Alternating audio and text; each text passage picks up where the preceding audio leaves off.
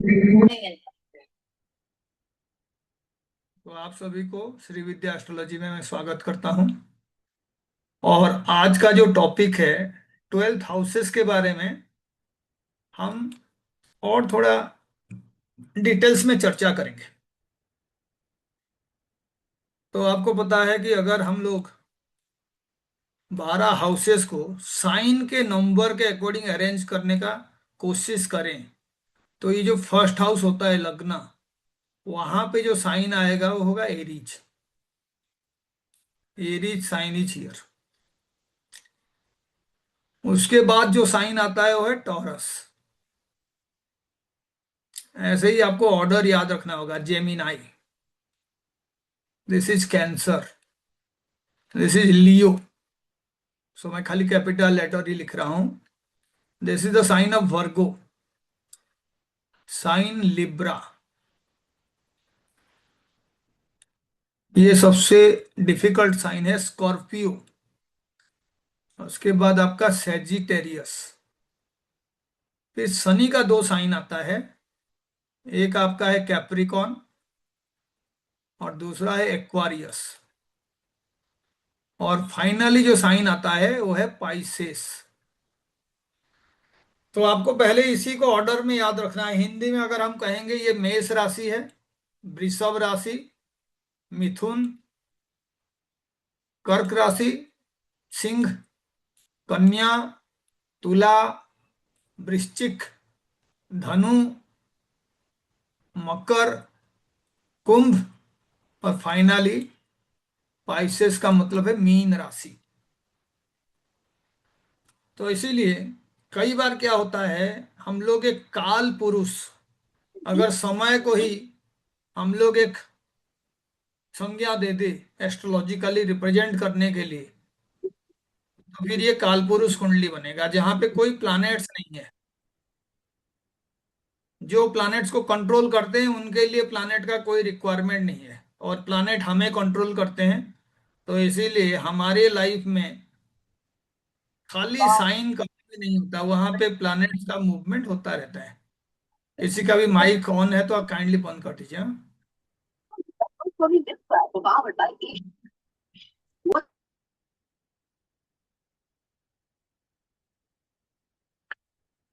तो अगर एक काल पुरुष का हम इमेजिन करें, तो जो सबसे प्रोमिनेंट पार्ट होगा, जिसको एक्चुअल में हम लग्नेस कहते हैं, तो डेफिनेटली वो प्रोमिनेंट पार्ट जो है उस इंसान का हेड होगा, हेड।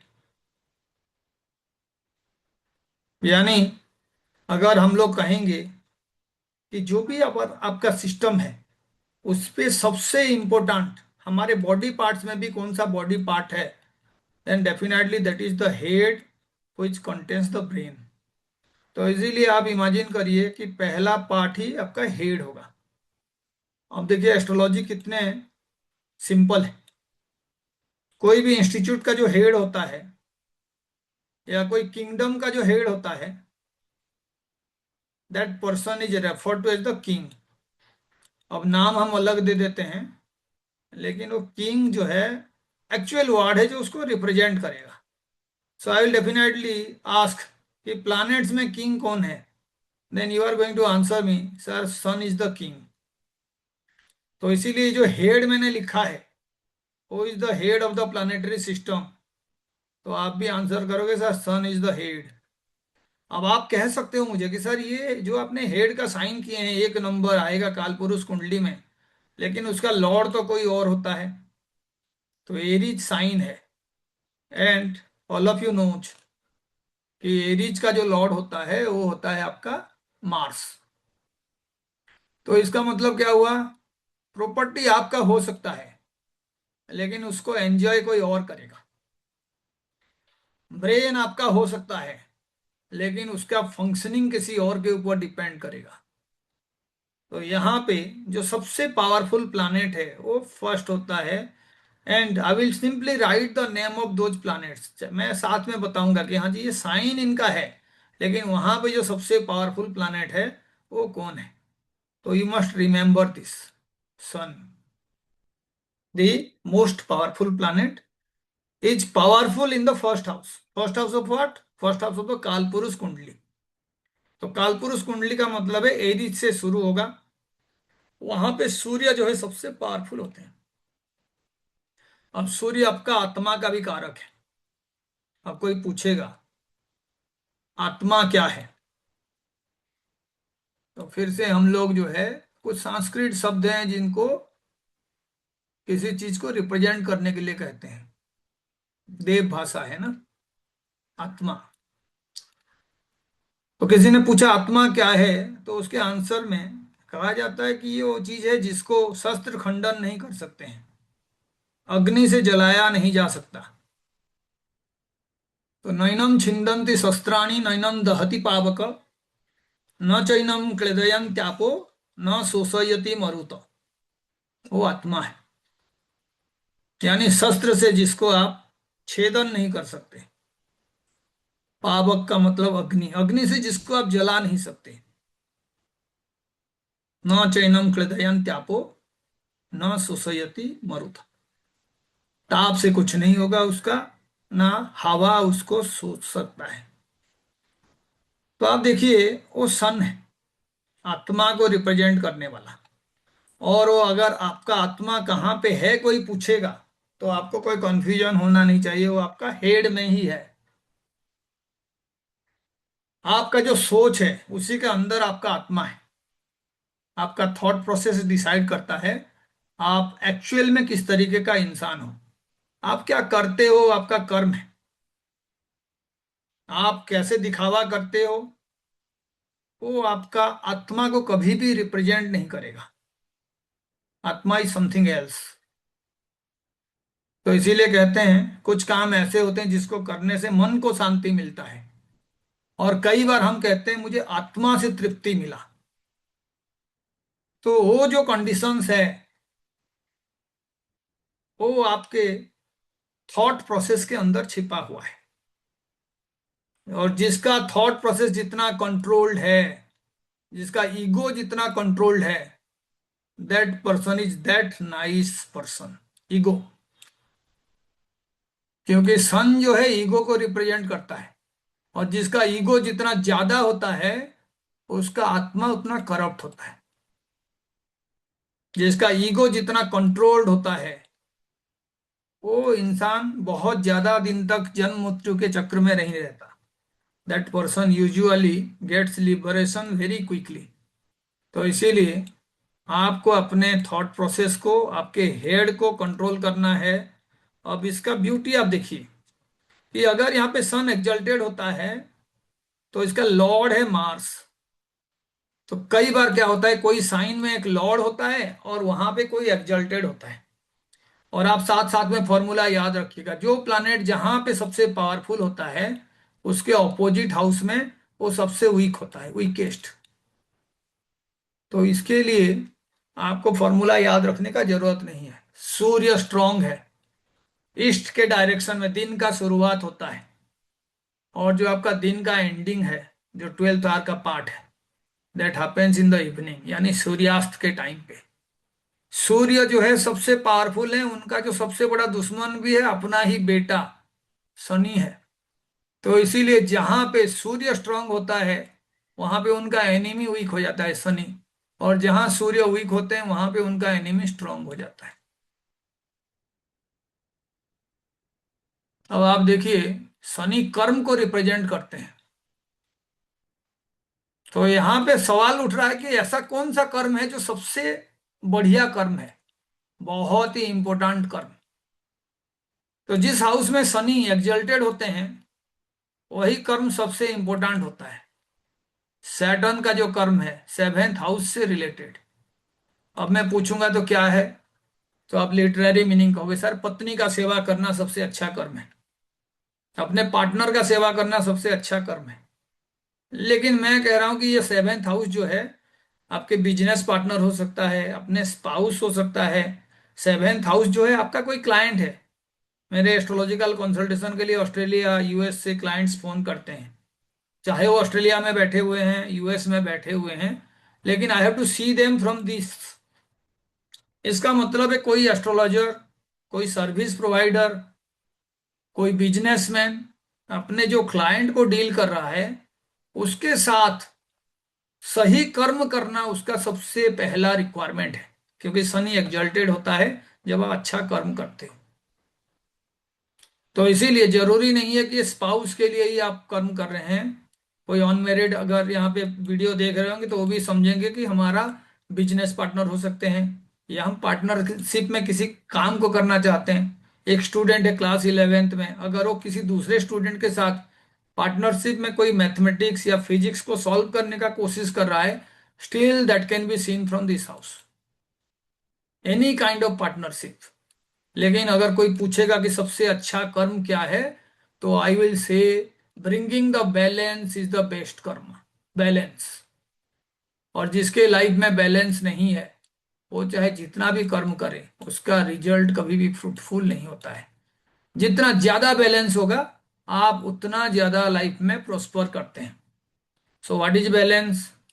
क्योंकि लिब्रा साइन जो है वो बैलेंस को रिप्रेजेंट करता है, और बैलेंस का मतलब है कि लाइफ में कई बार हमें पेयर में चीजें रिक्वायर्ड होता है, यानी हमें जो है दो अपोजिट चीजों का रिक्वायरमेंट होता है, उनके बीच बैलेंस बनाने को आप जो है शनि का कर्म समझ सकते हैं। तभी आपको कर्म का फल मिलेगा। फॉर एग्जाम्पल, आप जो है अपने लग्न के ऊपर फोकस कर रहे हैं, यानी आप सेल्फ सेंट्रिक है, आपको हर चीज में जो है अपना फायदा चाहिए। You are actually oriented on your lagna. लेकिन जिस दिन आपको आपके जो पार्टनर का भी इंटरेस्ट का ख्याल आ जाएगा कि जी मैं जितना रेस्पेक्ट चाहता हूं I am also going to give the same respect, then you are actually working on the balance. तो शनि ये काम करता है। सैटर्न किसी का यहाँ पे है तो इसका मतलब है उसके जॉब में रेस्पॉन्सिबिलिटी बहुत ज्यादा बढ़ जाएगा, क्योंकि Saturn is the 10th house. Saturn सोच रेस्पॉन्सिबिलिटी। इसका अर्थ ये नहीं है कि आप अपने घर के लिए केयरलेस हो जाएंगे। You have to bring a balance, क्योंकि वो आमने सामने है। आप अपने ऑफिस में ऑफिस का काम करेंगे और जब घर आ जाएंगे तो आपको ऑफिस में ऑफिस का काम छोड़ के आना है। ऐसा नहीं घर में भी आप काम कर रहे हैं। So this is called balance. अगर आपको बहुत ज्यादा पैसा कमाना है तो वो भी एक कर्म है, लेकिन साथ में 8 नंबर घर उसका ऑपोजिट है। तो आप खाली पैसा कमाने पे फोकस नहीं करना है। 8 नंबर घर जो है किसी भी तरीके का परिवर्तन है, तो ये पैसा कमा के आप लाइफ में परिवर्तन ला रहे हैं कि नहीं वो भी इंपॉर्टेंट है। किस तरीके का परिवर्तन? कोई पॉजिटिव परिवर्तन है, आप उसको प्रॉपर जगह पे यूज कर रहे हैं, किसी को हेल्प कर रहे हैं, कोई आप ऐसा काम करें जिससे आपका जो आने वाला पीढ़ी है वो बेनिफिटेड होगा। तो इसीलिए आप देखना एंसेस्ट्रल प्रॉपर्टी को भी यहाँ से देखा जाता है। तो जो आपके रिश्तेदार हैं, जो आपके नेटिव्स हैं, रिलेटिव्स हैं, सारे सेकंड हाउस से देखा जाता है। और आपके जो स्पाउस के रिलेटिव्स हैं यहाँ से देखा जाता है। तो वही घर अच्छा होता है जिनमें इन दोनों के बीच बैलेंस होता है। यानी आप अपने रिश्तेदारों को जितना रेस्पेक्ट देते हो आप अपने स्पाउस के भी रिश्तेदारों को उतना ही रेस्पेक्ट देते हो। ये खाली थियोरिटिकल कॉन्सेप्ट है, प्रैक्टिकली देयर ये ह्यूज गैप। तो अगर आपने शनि को समझने का कोशिश किए तो आपके लाइफ में भी आप बैलेंस ला सकते हैं। और सैटर्न जो है 7th हाउस में सबसे पावरफुल होता है। इसीलिए आपके लाइफ में जो भी कमी है उसको पूरा करना अगर आपको है तो उसके ऑपोजिट हाउसेस में आपको कर्म करना होता है। और ये एस्ट्रोलॉजी का सबसे बड़ा रिमेडी है। लोग रिमेडी के नाम पे बहुत ज्यादा लोगों को गुमराह करते हैं, लेकिन ये ही रिमेडी है। जिस हाउस में प्रॉब्लम है उसका सॉल्यूशन उसके ऑपोजिट हाउस में होता है। कई लोग कहते हैं सर मुझे ना नजर दोष लगता है, मैं कहीं मूवी देखने जाऊं या सोशल मीडिया में फोटो जो है अपलोड कर दूं या मुझे कोई तारीफ कर दे तो शाम को जब घर वापस आता हूं तो यूजुअली तबीयत खराब हो जाता है या रात को नींद नहीं होता है। तो आप देखिए, अगर ये इंसान है तो ये उसके आंखों को रिप्रेजेंट करता है। ये जो सेकंड हाउस है और 12th हाउस है, तो नजर दोष क्यों होगा? आंखों के थ्रू जो भी डिफिकल्टीज होता है वही नजर दोष है। इसका मतलब आपका सेकंड हाउस एफ्लिक्टेड हो गया, कोई खराब प्लानेट है जो इसके ऊपर असर डाल रहा है। मैंने अभी एग्जांपल दिया था कि सन लॉर्ड नहीं है लेकिन स्टिल इट रूल्स। मंगल स्वामी है लेकिन सन जो है इम्पोर्टेंट है।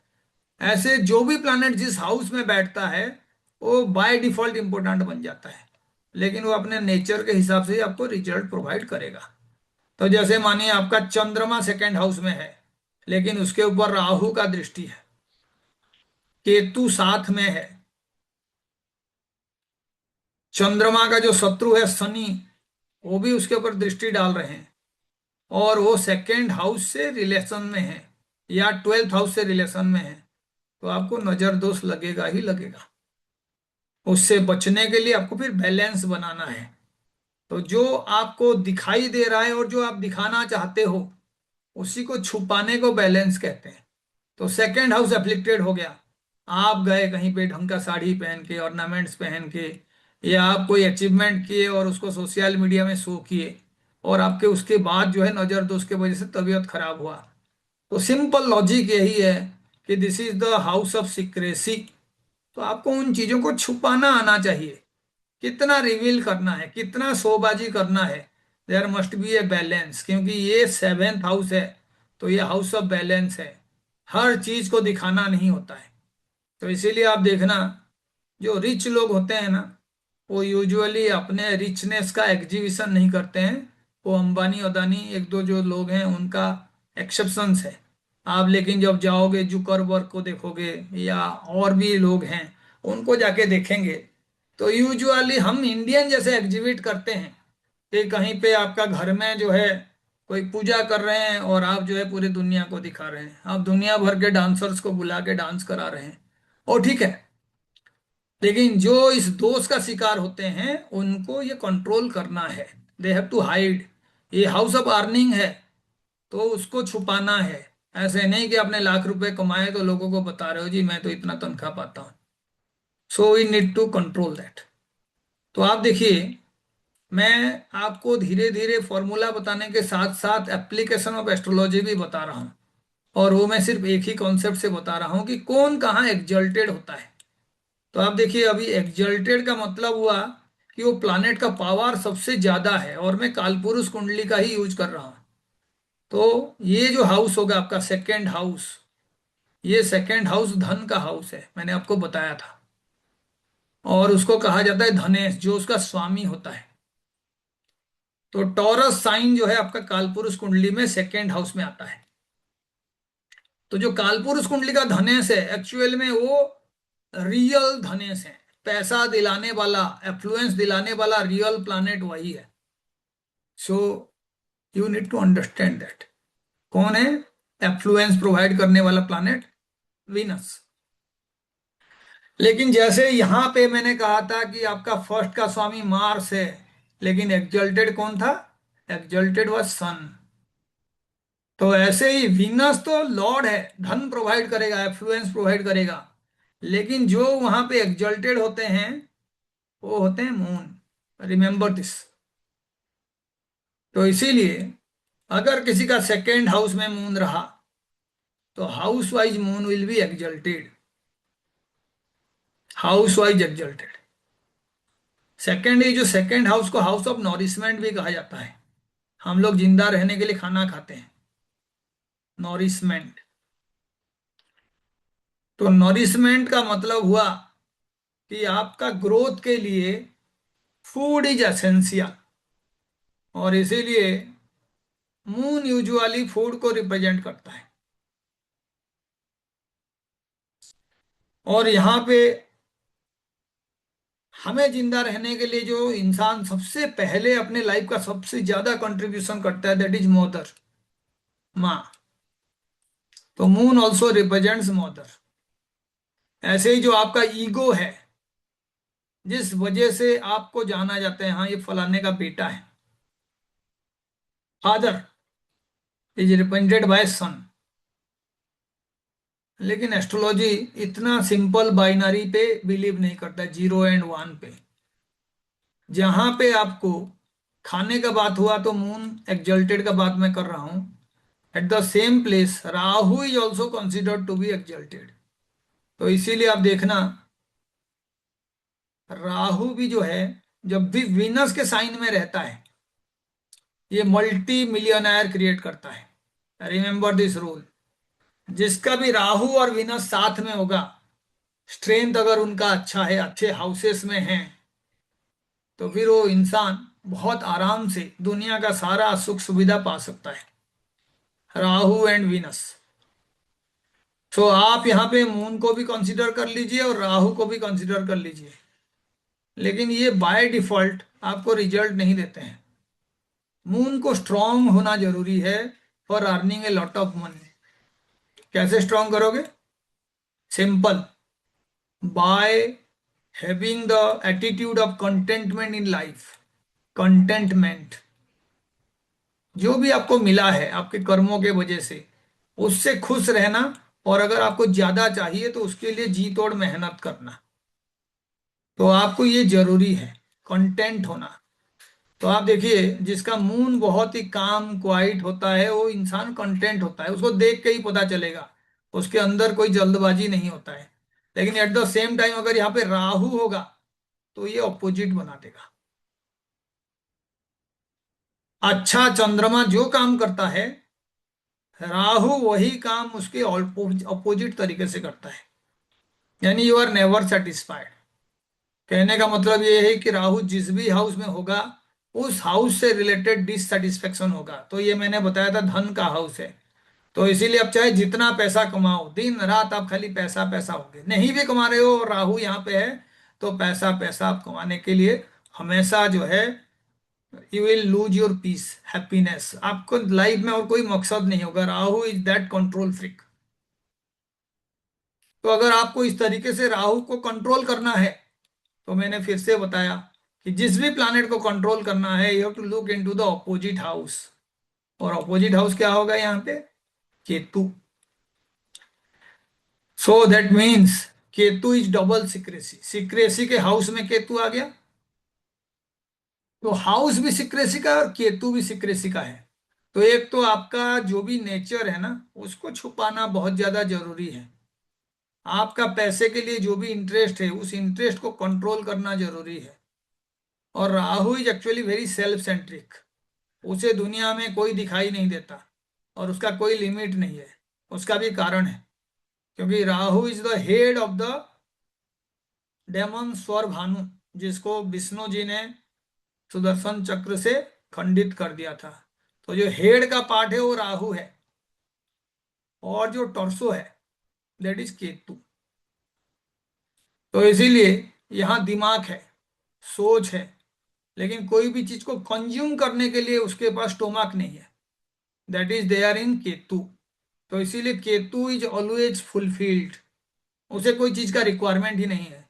और राहु हमेशा ही, यू कैन से हंग्री, बहुत ही भूखा है राहु। तो राहु जिस भी हाउस में रहेगा, उस हाउस से रिलेटेड आपका नेचुरल टेंडेंसी रहेगा भूखा रहने का। जितना भी मिले आपको लगेगा दैट इज नॉट सफिशियंट। तो राहु किसी का 11th में है, तो 11th हाउस को मैंने कहा था, this is the house of लाभ। तो आपको चाहे जो भी लाभ मिल जाए, भगवान की दया से घर मिल गया, गाड़ी मिल गया, तो आपको बड़ा घर चाहिए, बड़ा गाड़ी चाहिए, और भी चीजें चाहिए, मेटेरियल चीजें चाहिए, क्योंकि राहु 11th में है। राहु अगर यहाँ पे रह गया 4th हाउस में, तो आपको सुख के लिए अलग अलग तरीके का कंडीशंस चाहिए।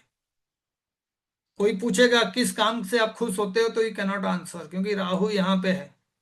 तो आप कहोगे बड़ा घर मिल जाए तो भी खुश हो सकता हूँ, बड़ा गाड़ी मिल जाए तो भी खुश हो सकता हूँ, बहुत पैसा कमाऊं तो भी खुश हो सकता हूँ। तो आपके पास कोई लॉजिक नहीं है, राहु इज इलॉजिकल। तो आपको ये ध्यान देना है। और कोई भी प्लैनेट जब कमजोर हो जाता है, तो ज्यादा डेंजरस हो जाता है। कमजोर, मैं बार बार कहता हूं, अगर एक टाइगर को हम एनर्जी का प्रतीक समझते हैं कि बहुत पावरफुल है टाइगर, तो जो सबसे कमजोर एनिमल है जिसको बैट के हिसाब से यूज किया जाता है, दैट इज ए गोट। तो आप समझ जाओ कि टाइगर जो है आपका स्ट्रोंगेस्ट है, और गोट जो है वीकेस्ट है उस सेंस में। प्रीडेटर और प्रे का कॉम्बिनेशन हो गया। लेकिन ये टाइगर अक्सर इसी गोट के वजह से मारा जाता है। ऐसे ही डेबिलिटेटेड प्लैनेट है। आप अगर अपने आप को टाइगर समझ रहे हो, तो आपके चार्ट में जो भी प्लैनेट वीक है, दैट विल एक्चुअली डिस्ट्रॉय, वो आपको हर तरीके का नेगेटिव रिजल्ट देगा। क्योंकि यूजुअली जब हम टाइगर को मारने का प्लान करते हैं तो we use goat as a bait. तो भगवान भी आपको जब भी कोई डिफिकल्ट लेसन सिखाना चाहेंगे तो आपका कोई ना कोई प्लानेट डेबिलिटेटेड होगा। तो उस प्लानेट को ठीक करना है, तो उसके जो ट्रेड्स हैं, अच्छे ट्रेड्स हैं, उसको सही करना होगा। यही आपका एस्ट्रोलॉजिकल रिमेडी है। मैं कहूंगा मार्स, तो आपको ये पता तो होना चाहिए कि मार्स है क्या। मार्स एनर्जी है। तो आप देखना कुछ लोग होते हैं बातों बातों पे लड़ाई झगड़ा करते हैं, बातों बातों पे आर्गुमेंट्स करते हैं, चाहे उस आर्गुमेंट से कुछ भी ना मिले, लेकिन दे लव आर्गुमेंट्स। कहीं पे दो लोग फाइट कर रहे हैं तो वो उसमें इन्वॉल्व होना बहुत पसंद करते हैं। इसका लॉजिक है ये मार्स का। इसका एनर्जी का कोई रेस्पेक्ट नहीं है। ये अपना एनर्जी को किसी भी जगह पे किसी भी तरीके से खर्च कर सकता है। तो this is a sign of debilitated Mars. जहां पे आप किसी चीज का रेस्पेक्ट खत्म कर देते हो, वो डेबिलिटेटेड है। चार्ट में हो सकता है, नहीं हो सकता है, लेकिन आपके आचरण बताएगा कि वो डेबिलिटेटेड है। आपका ईगो बहुत ज्यादा है, आप दूसरे को रेस्पेक्ट ही नहीं करते हो। आपका सन डेबिलिटेटेड है। आप आज का काम कल करूंगा, परसों करूंगा करके काम को जो है 6 महीना, 8 महीना, साल तक ले जाते हो। आपका चार्ट देखने का जरूरत नहीं है। आपका सैटर्न जो है डेबिलिटेटेड है। छोटा सा ज्ञान आपको मिल गया, उसको बहुत लंबा तरीके से एक्सप्लेन करके आप अपने आप को जो है विश्वगुरु रिप्रेजेंट करने का कोशिश करते हो। ज्ञान चाहे जितना भी हो, आपका जुपिटर खराब है। एफ्लुएंस दिखाते हो आप गोल्ड पहन के दिखा रहे हो, नए नए ट्रेंडी कपड़ा रोज पहन के दिखा रहे हो, आप कहीं फॉरेन ट्रिप में जा रहे हो उसको सोशल मीडिया में दिखा रहे हो। तो आप समझ जाओ कि एक्चुअल में जो दिखावा है, this is a sign of poor Venus. कई कई बार प्रोफेशनली लोग जो ये करते हैं, उसके कॉम्बिनेशन अलग होता है। लेकिन जब आपको दिखावे का कोई जरूरत ही ना हो और फिर भी आप दिखावा करते हो, तो that is a sign of poor Venus. तो ऐसे लोगों का रिलेशनशिप कभी भी अच्छा नहीं होता। ये किसी भी रिलेशनशिप में टिकते नहीं है। किसी के बारे में आप दोस्ती कर रहे हो, जानना चाहते हो, तो पहले पूछ लो आपका सबसे लॉन्ग टर्म दोस्त कितने हैं। 10 साल 15 साल वाला दोस्ती कितना किए हो। अगर उसने कह दिया अरे मेरा कोई ऐसे खास दोस्त नहीं है, तो आप समझ जाओ उस इंसान का विनस बहुत ही खराब है। उससे दूर रहना बेहतर है। क्योंकि जो अभी तक कोई रिलेशनशिप में टिक नहीं पाया है, वो किसी के साथ कोई रिलेशनशिप में टिक नहीं पाएगा। क्योंकि रिलेशनशिप का कारक वीनस है। तो जो प्लैनेट एक्सल्टेड है, वो उसका ट्रेड दिखाएगा ही दिखाएगा। जैसे आपका सूर्य एक्सल्टेड है, तो सूर्य पिता है। आपके पिता जो है बहुत अच्छा पैसा कमाए हैं, सोसाइटी में उनका नाम है, जैसे अमिताभ बच्चन। तो इसका मतलब है अमिताभ बच्चन का जो है सूर्य अच्छा है, अमित जी लिख देते हैं। कोई कहेगा सर अभिषेक बच्चन का भी तो सूर्य अच्छा है। मैं कहा हाँ, सूर्य अच्छा है। क्योंकि अभिषेक जी का सूर्य अच्छा है तभी इतना बढ़िया पिता मिले हैं उनको। खुद का स्टेटस जो भी हो, वो वहां तक पिता के एक्सपेक्टेशन से आगे नहीं जा पाए, लेकिन the kind of help recognition he gets from the father, this also such कि सन जो है एक्सल्टेड है। तो सन एक्सल्टेड का मतलब होता है आपका खुद का जो स्टेटस है वो बहुत लार्ज है, या तो आपका जो एंसेस्टर है, खास करके फादर है, वो आपके सब कुछ है, उन्हीं के वजह से आपका वजूद है। और ऐसे हम मानते हैं, ये बात तो है ही। जो इंसान अपने फादर को जितना रेस्पेक्ट करता है, उसका सूर्य उतना मजबूत होता है। इसीलिए कहा जाता है पिता सत्य पिता धर्म पिता ही परमम तप, पितरी प्रतिमा पर ने प्रियंते सर्वदेवता। इसका मतलब पिता ही सत्य है, पिता ही धर्म है, और उन्हें अगर आपने खुश कर दिया तो सारे देवता आपके खुश हो जाएंगे। तो इसीलिए लोग जो प्लैनेट्स का किसी तरीके का रिमेडीज करते हैं, स्टोन पहनते हैं, उन्हें मैं हमेशा कहता हूं अपने माँ बाप को पहले रेस्पेक्ट कर लीजिए, एस्ट्रोलॉजी भी आ जाएगा आपको। क्योंकि एस्ट्रोलॉजी के लिए जो आंखें चाहिए, वो सूर्य और चंद्रमा हैं, और sun and moon are father and mother. जो आपको इस दुनिया में लाए हैं। तो this is the spiritual meaning of understanding things. तो आपको अभी मैंने कई सारे फॉर्मूला धीरे धीरे बताया हूं, उस पर आपको गौर करना है। क्योंकि अगर आपको स्कूटी चलाना आता है, तो फिर मैं अगर तीन चार अलग अलग कंपनी का स्कूटी आपको दे दूं, ओला दे दूं, एलएमएल दे दूं, या काइनेटिक दे दूं, या होंडा का स्कूटी दे दूं, और पूछूं क्या आप चला पाओगे, तो आप फिर मेरे ऊपर हंसोगे, कहोगे सर ये क्या है, कंपनी ही तो अलग है। एक स्कूटी चलाना आता है तो दूसरा भी चला लेंगे। एस्ट्रोलॉजी का लॉजिक भी यही है। अगर आपने डेबिलिटेटेड प्लैनेट को समझ गए, तो आप किसी भी डेबिलिटेटेड प्लैनेट को समझ जाएंगे। अगर आपने फर्स्ट हाउस को समझ गए, तो किसी भी इंसान के फर्स्ट हाउस को समझ जाएंगे। अगर कोई प्लैनेट किसी हाउस में बैठ के पावरफुल बन जाता है, जो मैंने सन का एग्जांपल देके बताया, तो फिर आप उस प्लैनेट के ऊपर ज्यादा फोकस करोगे। ये नहीं कि आप जो है मंगल के ऊपर फोकस कर रहे हो। क्योंकि कहा जाता है अगर आप कहीं चले गए फॉरेन, और आपने अपना घर का जिम्मेदारी अपने दोस्त को दे दी, चाहे आप उस घर का ओनर हो, जाहिर सी बात है उसका एंजॉयमेंट जो आपका फ्रेंड करेगा। The same logic applies here. जो प्लानेट किसी भी पर्टिकुलर हाउस में आके बैठ जाता है, उस हाउस के कारकत्व यानी जो भी चीजें उस हाउस से आप देखते हो, उसको सबसे ज्यादा इन्फ्लुएंस वही प्लानेट करता है, the planet who is sitting there. तो इसीलिए अगर डेबिलिटेटेड प्लानेट बैठ जाए, तो आपका नेचर वो डेबिलिटेटेड प्लानेट खराब करेगा। कैसे खराब करेगा? जिसको जो आता है वो उसी तरीके से खराब करेगा। एक डाकू है, उसको चाकू से ही हमला करना आता है, तो हमला करने के लिए चाकू का इस्तेमाल करेगा। लाइकवाइज हर प्लानेट का हमला करने का तरीका अलग होता है। तो कोई कहेगा सर जुपिटर तो बहुत अच्छा प्लानेट है, ये क्यों हमला करेगा? ज्ञान से बड़ा हमला करने वाला कोई भी चीज नहीं है। ज्ञान ही है जो आज के डेट में अलग अलग तरीके का वारफेयर के लिए हमें बताता है। अलग अलग वेपन्स हम क्रिएट करते हैं, उसके पीछे एक नॉलेज है, बहुत दिनों का विजडम है, और उसको हम जो है अप्लाई करते हैं। तो इसीलिए जिससे लगता है कि नहीं जी जुपिटर खराब नहीं है, अगर ज्ञान नहीं होता तो अभी भी हम जंगल में पत्थर घिस के जो है आग क्रिएट करते हैं। आज के डेट में हम काफी आगे एडवांस चले गए हैं बिकॉज ऑफ जुपिटर। जो ज्ञान हमने एक्वायर किए हैं उसी के वजह से एक दूसरे के साथ हम लड़ रहे हैं। लेकिन कोई पूछेगा सर जुपिटर कहाँ एग्जल्टेड होता है, तो मैं कहूंगा जुपिटर फोर्थ हाउस में एग्जल्टेड होता है। यानी जुपिटर का मकसद क्या होना चाहिए? पीस। तो जब जुपिटर का मकसद पीस होगा, तो खराब जुपिटर कब होगा? दो जुपिटर का मकसद वार होगा, वार। सिंपल। क्योंकि जो चीज आप समझ रहे हो उसका स्ट्रेंथ है, और जो उसका ऑपोजिट है उसका नेगेटिव स्ट्रेंथ है।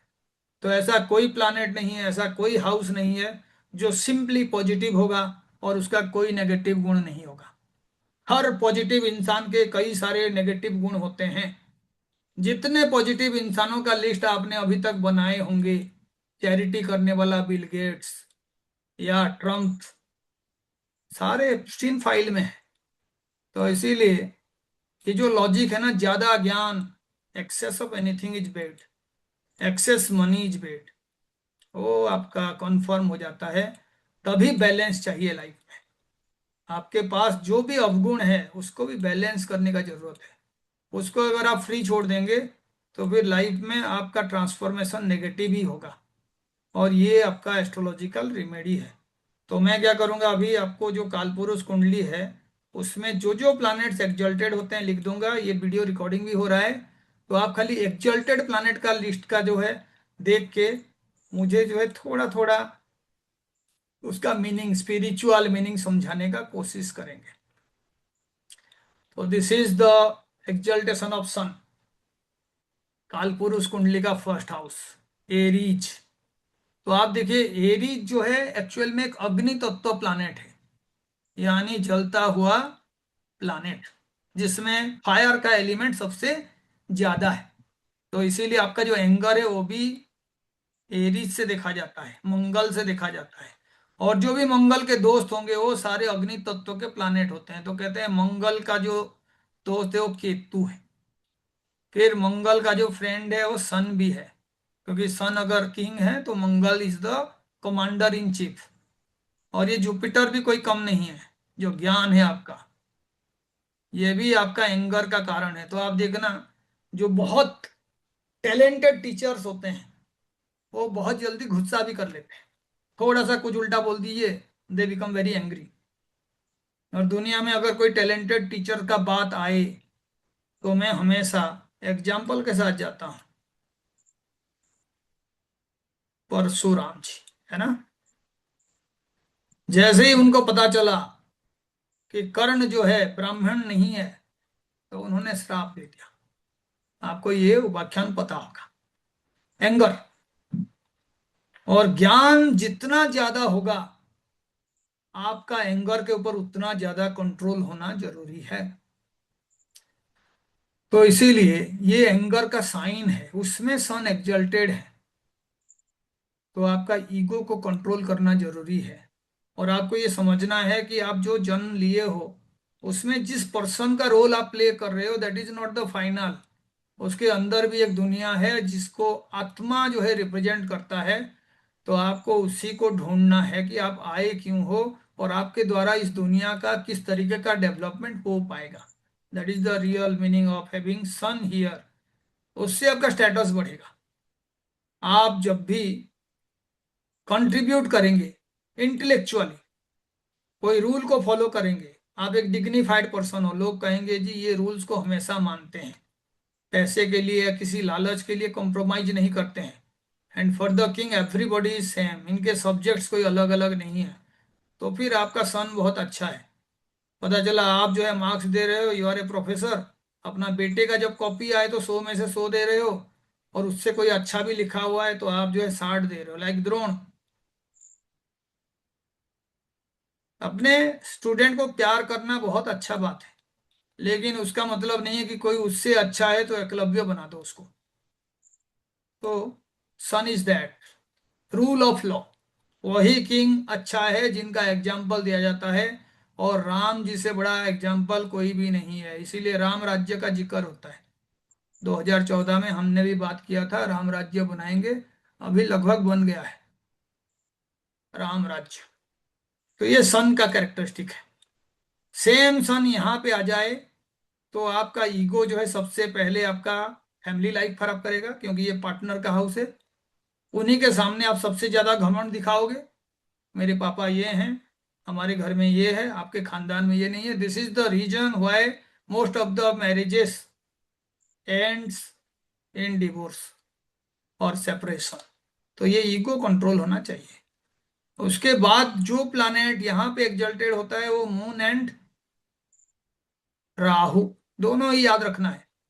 क्योंकि राहु अगर यहाँ पे है और पॉजिटिव तरीके से है, तो आप पैसा कमाओगे और उस पैसे को आप और बढ़ाने का कोशिश करोगे। खराब नहीं है, लेकिन उसका यूटिलिटी होना चाहिए। जैसे कोई बंदर को BMW का चाबी दे दो और वो गाड़ी स्टार्ट कर लिया, उसके बाद वो क्या करेगा? अगर वो ढंग से चला पा रहा है तो वो एक अच्छा राहु है, जो कि कभी होता नहीं है। वो अच्छा चंद्रमा तभी बनेगा जब इंसान के हाथ में वो चाबी मिल जाए। तो आप ही वो इंसान हो who can be driven by moon and driven by Rahu. तो ध्यान देना है। ये थर्ड हाउस है, और राहु एक मायावी है, तो दो जगह पे भी एग्जल्टेड हो सकता है, तो ध्यान रखना है। ये जुपिटर, सुखेश, आपको खुशी, आपका पढ़ाई और आपका ज्ञान दे सकता है। तो ये ध्यान रखना है आपको। लाइफ में चीजों को सीखने से बड़ा हैप्पीनेस कुछ भी नहीं है। तो जो लोग जीवन भर कुछ ना कुछ सीखते रहते हैं, they are the happiest person. जिनका सीखना खत्म हो जाता है, उनका लाइफ में जुपिटर का रोल खत्म हो जाता है। So try to remember this, exalted होना है जुपिटर। तो आप देखिए, ये जो साइन है ये लियो का साइन है, और यहाँ पे कोई भी एक्सल्टेड नहीं होता, क्योंकि राजा ही कोई दूसरे जगह पे एग्जल्टेड है। वो जब तक पावर ना दे दे, उनका गद्दी पे कोई बैठ ही नहीं सकता है। तो that is why nobody is exalted here. यहाँ पे मर्क्यूरी एग्जल्टेड है छठे हाउस में, और सिक्स्थ हाउस जो है एनिमी का होता है। और मर्क्यूरी जो है वाणी का कारक है। आप जो बोलते हैं, बोलने का कला, वाणी, वो मर्क्यूरी से पता चलता है, कारक। तो इसीलिए आप देखना, दुनिया का जितना लड़ाई झगड़ा है उसमें से 90% वाणी के वजह से होता है। आपका बहुत ही अच्छा फ्रेंड है, लेकिन ऐसा बात उसने कभी कह दिया होगा जो आपको चुभ गया है, आप चाह के भी उसके साथ दोबारा से दोस्ती नहीं कर सकते। तो ये मर्क्यूरी को ध्यान देना है, बोलने से पहले सोच समझ के बोलना चाहिए। यही कंपटीशन है। तो जो यूथफुलनेस एनर्जी है, जो आपको स्पोर्ट्स पर्सन मिलते हैं, जो आईआईटी जेई आईएएस वगैरह एग्जाम में टॉपर बनते हैं, उनका भी मर्क्यूरी यहीं पे एक्सल्टेड है, दे आर वेरी कॉम्पिटिटिव। तो सेम मरकरी आपको कंपटीशन दिला रहा है, सेम मरकरी आपको लोन दिलाएगा, सेम मरकरी आपके बातों के वजह से शत्रु बनाएगा। तो ये ध्यान देना है। Mercury is very powerful in the 6th house. और आपको पता है कि मर्क्यूरी जहां पे भी रहता है, उसके आसपास में और एक प्लैनेट रहता है, that is sun. Mercury is the nearest planet to sun. इसीलिए ये दोनों एक दूसरे से बहुत ज्यादा दूर कभी भी नहीं जा सकते। इनका हमेशा 1-1 रिलेशन होता है, या तो 2-12 रिलेशन होता है। 1-1 का मतलब है सेम साइन में रहना, 2-12 का मतलब है कॉन्जिक्यूटिव साइन में रहना। तो ये ध्यान देना है। जब मरकरी बहुत पावरफुल हो जाए तो डेफिनेटली सूर्य पावरफुल नहीं हो सकता। तो ऐसे इंसान जिसका बुद्धि बहुत होता है, उसे बहुत रेस्पेक्ट नहीं मिलता है, क्योंकि वो कुछ करता ही नहीं है। हमने भी अपने प्रोफेशन में देखते हैं, बहुत सारे स्टूडेंट्स हैं जो यूजुअली टॉप करते हैं या बहुत ज़्यादा इंटेलिजेंट होते हैं, केयरलेस एटीट्यूड के वजह से वो लाइफ में बहुत कुछ कर नहीं पाते हैं। यूजुअली जो एवरेज ब्रेन के होते हैं, जिनका सूर्य और मरकरी का एक बैलेंस बना रहता है, वही इंसान लाइफ में बहुत ज़्यादा ग्रो करेगा। तो कोई देखता है सबसे इंटेलिजेंट लोग कॉम्पिटिटिव एग्जाम में, जो डिफिकल्ट एग्जाम है, हर साल पास करके आते हैं, वो है आपका मेडिकल एंट्रेंस। इंडिया में बहुत ज़्यादा क्रेज है। आप देखिएगा, यूजुअली जो आपके डॉक्टर्स होते हैं उनका सन बहुत पावरफुल होता है, एक्सल्टेड। तो कई बार 6th हाउस में सन बैठ जाता है। और केतु जो है वो आपका ऑपरेशन का कारक है, किसी तरीके का सर्जरी। केतु सेवा का भी कारक है, इसीलिए ये दोनों कहीं पे भी बैठ जाएं, this is a combination of a great doctor. ध्यान देना है इन चीजों को जो मैं बता रहा हूं, क्योंकि ये आपका, कोई पूछेगा बच्चा सर मैं डॉक्टर बनूंगा या नहीं, तो सबसे पहले उसके सूर्य को देखिए, केतु को देखिए, छठे भाव को देखिए, क्योंकि जो सेवा करने का जो एटीट्यूड है, वो भी हम छठे भाव से देखते हैं। गुरुद्वारा आप जाते हैं, it is known for the सेवा। और उनसे ज्यादा सेवा करने वाला कोई रिलीजियन ही नहीं है। तो आप उसको देखिए, वो सेवा जो है हमेशा केतु से डेजिग्नेट होता है। वहां पे आप ये नहीं देखोगे कि ये इंसान जो है मेरा नोन टू है तो उसको एक अलग सेवा दिया जाएगा, इस इंसान को मैं जानता नहीं हूं तो उसके लिए सेवा अलग है। जहां पे आपका यूनिफॉर्मिटी है, दैट इज द बेस्ट सेवा। तो टीचर के लिए पढ़ाना सेवा है। तो इसीलिए वो द्रोण नहीं बनेगा कि एक बच्चे को बहुत ज्यादा एम्फासिस देना, और एम्फासिस देने के बाद दूसरा बच्चा जो उससे अच्छा है उसका एक उंगली काट देना। तो try to understand these logics. आप जो भी एस्ट्रोलॉजी का सोर्स समझना चाहते हैं, उसके लिए एम्पल स्टोरीज है। And story telling and story learning is the best way of learning any particular subject. जिसे जितना स्टोरी पता है, वो उतना ही ज्यादा एक्सपर्ट बन सकता है सब्जेक्ट में।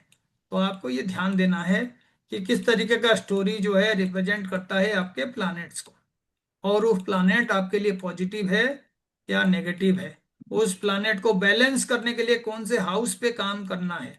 जितने जल्दी आप समझ जाओगे, 1 महीने के बाद आपको कोर्स कंटिन्यू करने का कोई जरूरत नहीं होगा, क्योंकि सिर्फ 9 प्लैनेट हैं, 12 साइन है, 12 हाउसेस है। बाकी लॉजिक सारा वो जो है लोगों को जानबूझ के डिफिकल्टीज में उलझा रखने के लिए है। कोई चीज डिफिकल्ट नहीं है। तो आप ये पहले लॉजिक देख लीजिए। यहाँ पे सैटर्न एक्सल्टेड होता है, सैटर्न एक्सल्टेड होता है इस जगह पे। ये 8th हाउस है, यहाँ पे केतु एक्सल्टेड होता है।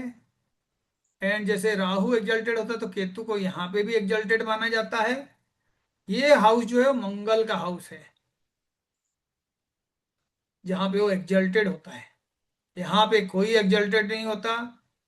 और ये खर्च का भाव है जहाँ पे वीनस एक्सल्टेड होता है। इसीलिए जो इंसान जितना ज्यादा खर्च करता है उसका खर्च जो है वीनस रिप्रेजेंट करता है। और कौन सा खर्च? लग्जरी के लिए जो खर्च है। कैसे रेस्टोरेंट पे आप खाना खा रहे हो, कौन से ब्रांड का कपड़ा पहन रहे हो। वीनस जो स्पाउस है, तो आपका स्पाउस किस तरीके से रहती हैं, कैसे कपड़ा पहनती हैं, कितना ऑर्नामेंट्स पहनती हैं। These are the material parameters for understanding luxury. तो हम लोग यूजुअली दो टर्म कहते हैं, धन और संपत्ति।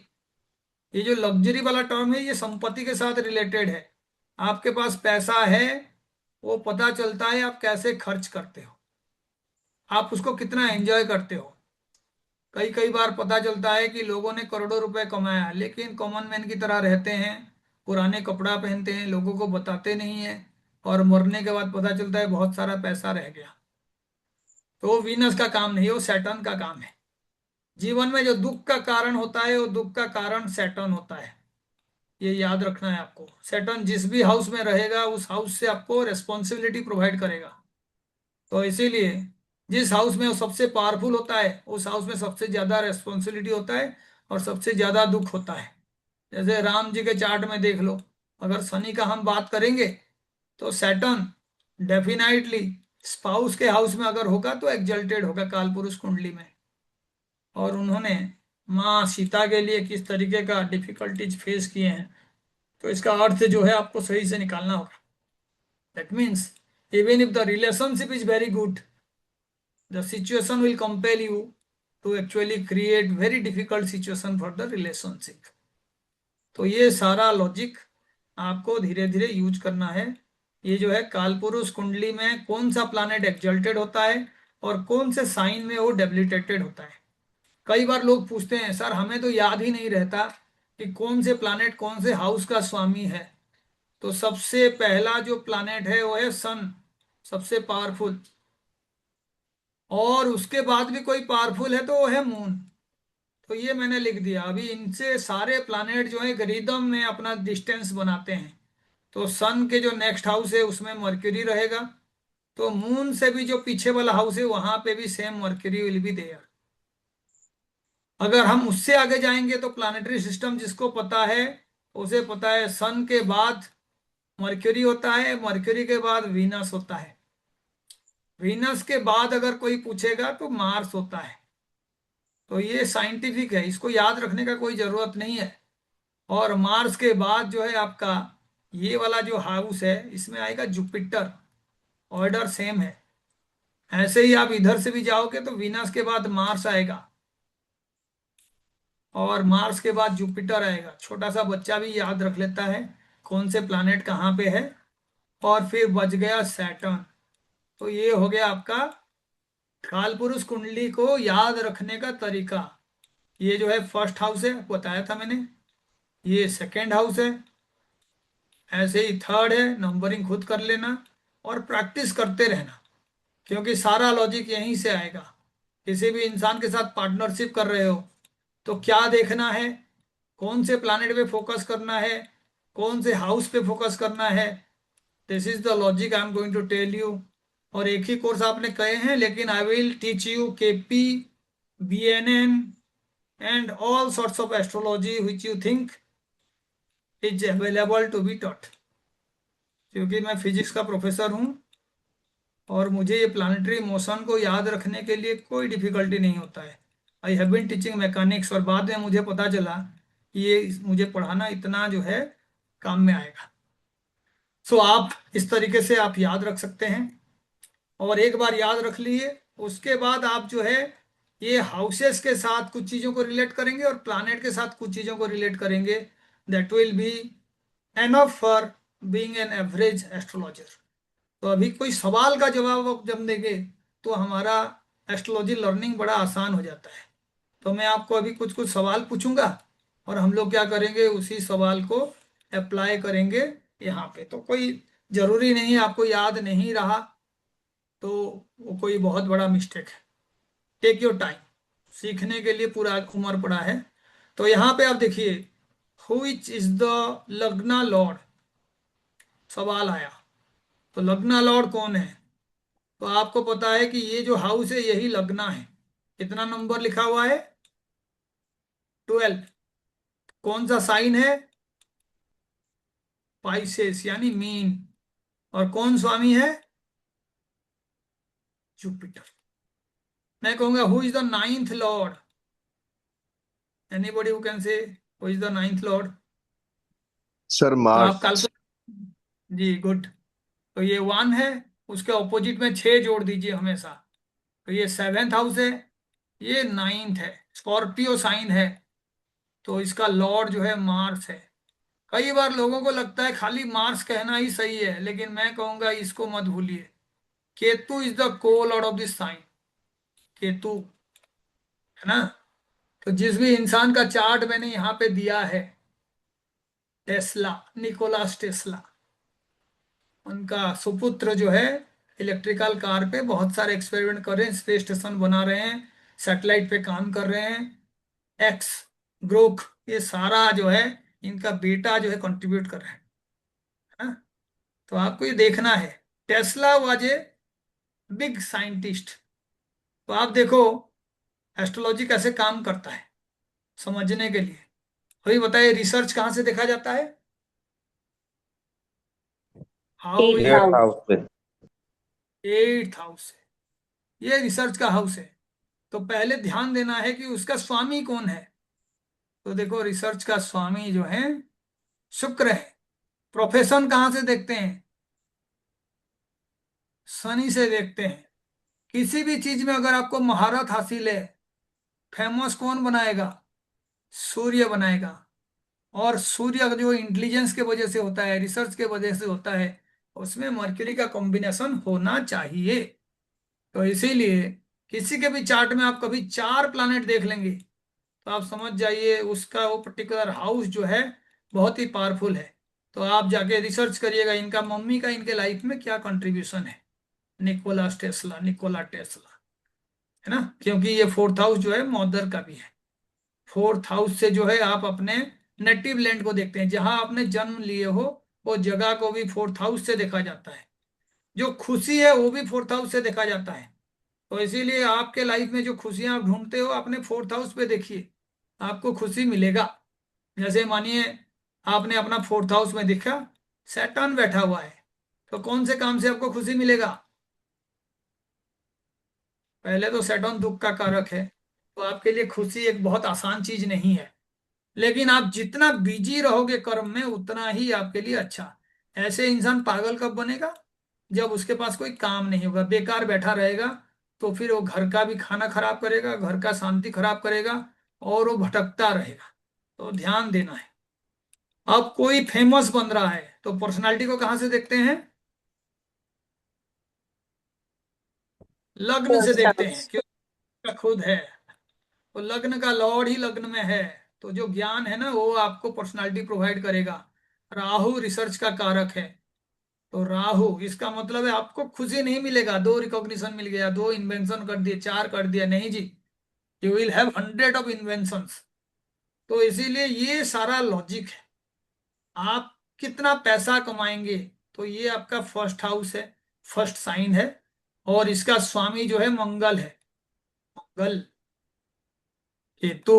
तो जो भी पैसा कमाओगे वो रिसर्च ओरिएंटेड पैसा होगा। केतु रिसर्च का कारक है। राहु रिसर्च का कारक है, क्योंकि जो चीज दिखाई नहीं देता उसे ढूंढने का काम यही करते हैं। बहुरूपिया होते हैं। इसीलिए देखा जाता है जो मिनिस्टर्स होते हैं, जो आपके पॉलिटिशियंस होते हैं, उनका राहु केतु बहुत ही स्ट्रांग होते हैं, क्योंकि उनका दिखावा अलग लेवल का होता है। आप वो सारा दिखावा नहीं कर सकते जो ये कर सकते हैं।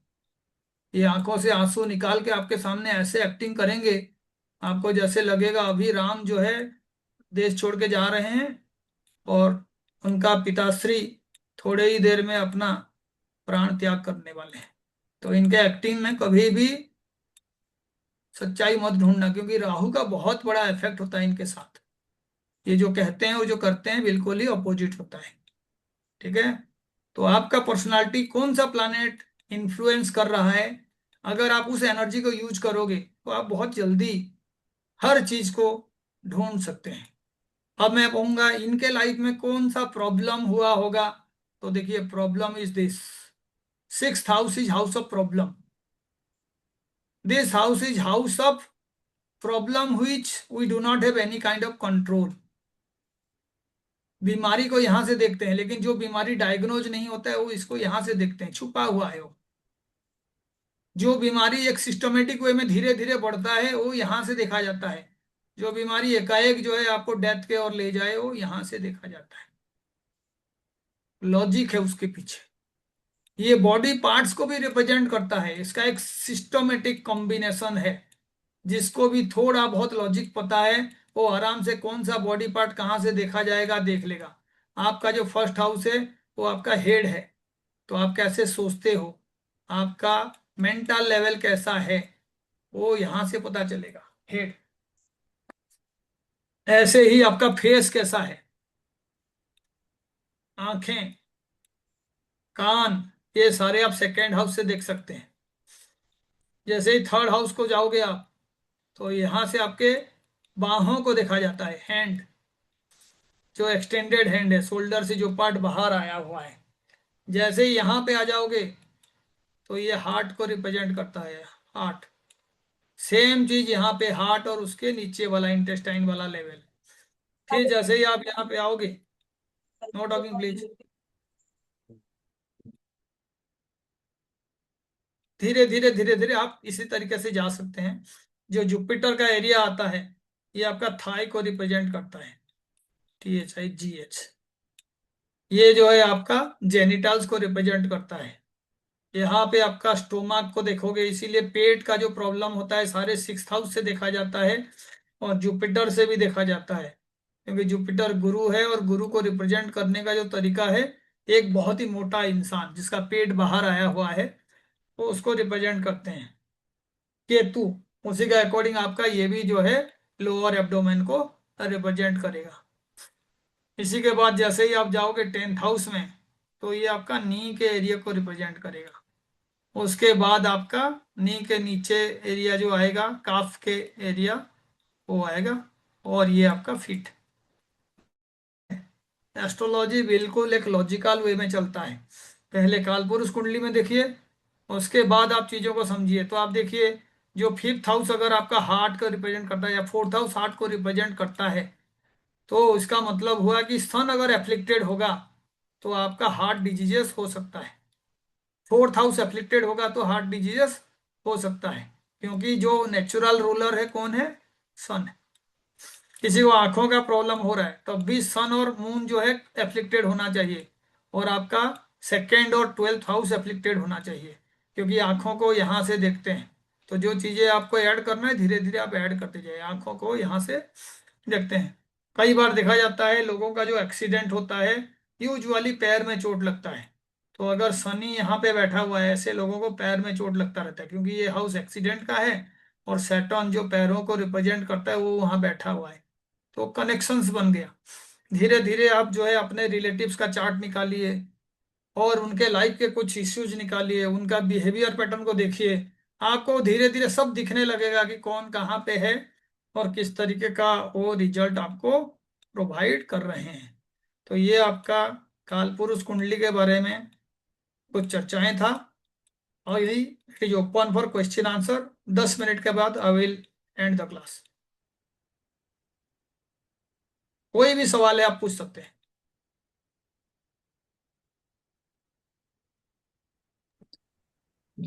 Sir, I have one question. Sir, आपने बोला था कि राहु वीनस की बात आपने करी थी, तो आपने ये बोला था कि मल्टी मिलियनेयर का थोड़ा सा योग रहता है इसमें। बट सर, अगर राहु और वीनस आमने सामने हो, जैसे राहु फोर्थ में हो गया, वीनस 10th में हो गया, तो क्या तब भी उसको हम उसी योग में मानेंगे, या फिर साथ रहेगा तब? पहला तो है कि जो भी योग बनाते हैं ना, जी। यहाँ पे जैसे राहु और वीनस का बात हो गया, कॉमन रिजल्ट में बता देता हूँ ना। जी सर। योग तभी बनता है जब दोनों का पावर अच्छा हो। ठीक है, पावर का मतलब स्ट्रेंथ है ना। तो बहुत सारे तरीका है स्ट्रेंथ जानने का, लेकिन आप ये मान के चलिए कि ये दोनों मिलके कोई योग बना रहे हैं तो they are actually creating a bike. जिसका एक आगे वाला पहिया होगा और एक पीछे वाला पहिया होगा, ठीक है। तो आप बताइए, अगर ये वाला पहिया बहुत ही स्ट्रांग है और ये वाला पहिया बहुत ही वीक है, can you say they are going to have a very good bike? No sir, no. है ही ना। तो नहीं। ये लॉजिक आप लगाइएगा। आमने सामने भी हैं, तो आप एक बार चेक करके देखते हैं आमने सामने, क्योंकि साइंटिफिकली आप चीजों को चेक करेंगे तो बढ़िया होगा। मैं क्या करूंगा, मैं राहु को एक्जल्टेड बना दिया, ठीक है, राहु को यहाँ बिठा दिया। और आपके सवाल के हिसाब से मैंने 8 नंबर घर में जो है, जो आपका दूसरा प्लैनेट था विनस को बिठा दिया, ठीक है। तो देखिए this Rahu is very strong. Second house या सेकेंड में बैठा हुआ राहु बहुत ही स्ट्रांग होता है। लेकिन अगर विनस यहाँ पे बैठ जाएगा मार्स के साइन में, तो मार्स और विनस जो है एनिमी है, they are enemy to each other. और विनस जो है यहाँ एक्जल्टेड होता है 12 साइन में यहाँ पे। तो इसका मतलब विनस अपने एक्जल्टेशन से काफी दूर है। तो दैट मीन्स एक पहिया बहुत स्ट्रांग है और दूसरा जो है नॉट सो स्ट्रांग। तो फिर आप अपना आंसर पा गए, है कि नहीं? Yes sir, yes sir. Clear है, क्लियर है। Thank you. जी। Any other question?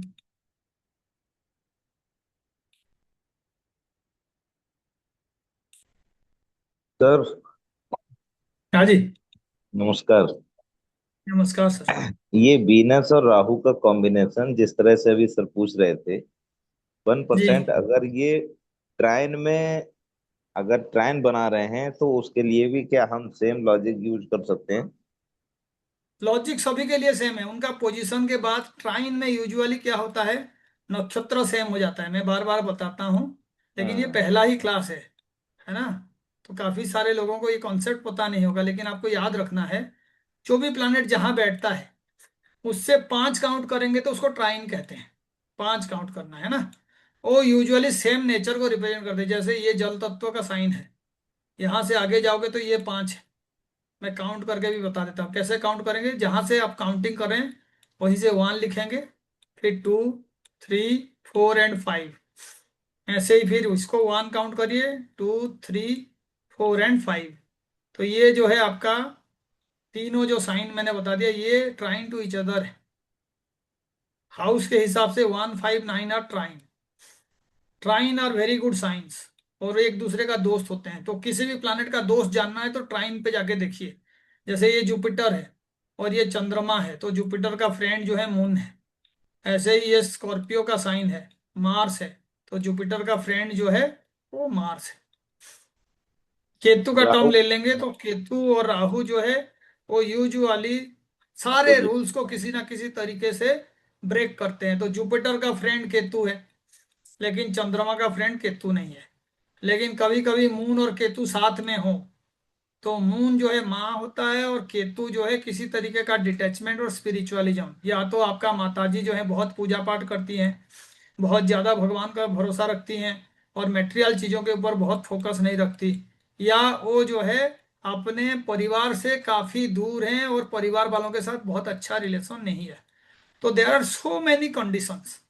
उस कंडीशन को समझने के लिए हमें और इन डेप्थ जाके स्टडी करना पड़ेगा।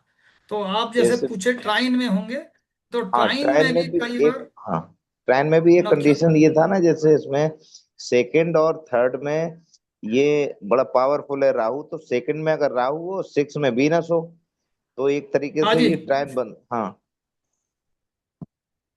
वो सिर्फ नक्षत्र सेम हो जाता है, ठीक है। लेकिन वो एनर्जी का जो पावर है उसको हमेशा हम लोग जो है वहां से देखते हैं, उनके एक्जल्टेशन साइन से। जी। हाँ, और उसमें एक कंडीशन से जब भी कोई सेम नक्षत्र में होता है तो प्लानेट सेम तरीके का रिजल्ट देते हैं। यानी वो ठीक। दोनों मिलके जो रिजल्ट देंगे बड़े पावरफुली देंगे, ये उसका एडवांटेज है, ठीक है। जी। जैसे मानिए आपका सूर्य और शनि दोनों ही सेम नक्षत्र में है, तो गवर्नमेंट जॉब पाने का चांसेस बहुत जल्दी बढ़ जाता है। राहु और विनस सेम नक्षत्र में है, तो ऐसे इंसान कैरेक्टरलेस बनने का चांसेस बहुत बन जाता है। शनि और जुपिटर साथ में हैं, तो ऐसे इंसान प्रोफेसर बनने का चांसेस बहुत बढ़ जाएगा ट्राइन में अगर है तो। क्योंकि वो एक दूसरे का एनर्जी को एक्चुअल में एक तरीके से आप कह सकते हैं हेल्प करते हैं, है ना, ट्राइन में रहना। लेकिन जो पावरफुल नहीं है वो ट्राइन में रहने से भी कोई अच्छा काम नहीं कर पाएगा। साथ में ये लॉजिक भी मिलाना है। ठीक है सर। जी जी ठीक। Thank you. Any other question?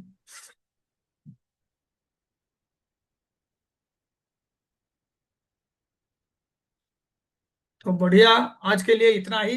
अगर आपको किसी को पूछना नहीं है, और ये रिकॉर्डिंग मैं फिर से आपको शेयर कर दूंगा।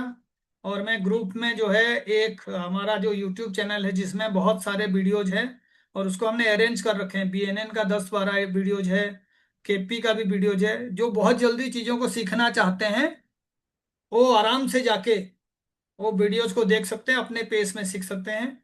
और आपको कुछ समझ में नहीं आएगा तो आप आराम से मुझे मैसेज करिए। I will definitely try my best to help you. क्योंकि मैं जानता हूँ एस्ट्रोलॉजी जो है हमारे लाइफ को चेंज कर सकता है। तो जो सबसे पहले दूसरों को हेल्प करने का कोशिश करे, उसका लाइफ चेंज होगा। It has already change my life. Thank you so much and नमस्कार। फिर मिलते हैं, और मैं आपको नोटिफिकेशंस और बाकी डिटेल्स प्रोवाइड करूंगा। ओके, नमस्कार थैंक सर। यू।